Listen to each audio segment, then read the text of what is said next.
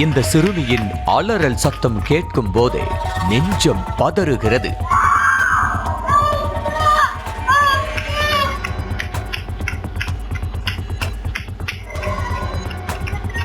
கேரள மாநிலம் கோழிக்கோட்டை அடுத்த சலப்புரம் பகுதியைச் சேர்ந்த 16 வயது சிறுமி ஒருவர் டியூஷன் முடித்துவிட்டு வீட்டுக்கு சென்றார். பேருந்திலிருந்து இறங்கி சிறிது தூரம் சிறுமி நடந்து சென்றதாக கூறப்படுகிறது.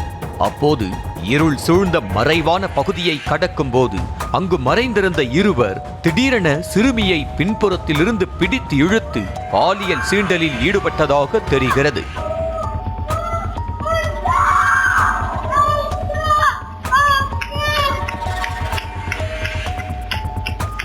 காமுகர்களின் பிடியில் சிக்கிக் கொண்ட சிறுமி உரத்த குரலில் சத்தம் எழுப்பியதால் இரு கொடூரன்களும் பின்னங்கால் பிடறி அடித்து ஓட்டம் பிடித்தனர்.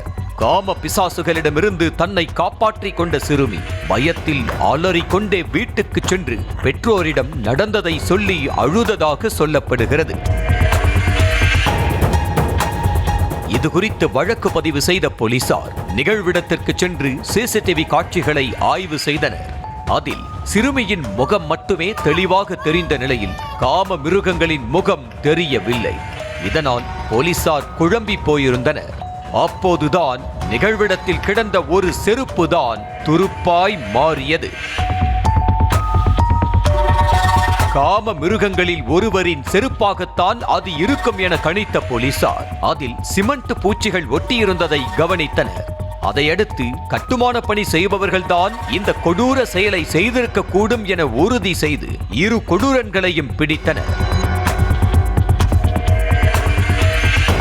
விசாரணையில் கைதான இருவரும் பீகாரைச் சேர்ந்த பைசான் அன்வர், ஹிமான் அலி என்பதும் பிழைப்புக்காக கேரளாவுக்கு புலம்பெயர்ந்து வந்து வாழ்ந்து வருவதும் தெரிய வந்தது. இதையடுத்து இருவரையும் கைது செய்து போலீசார் சிறையில் அடைத்தனர்.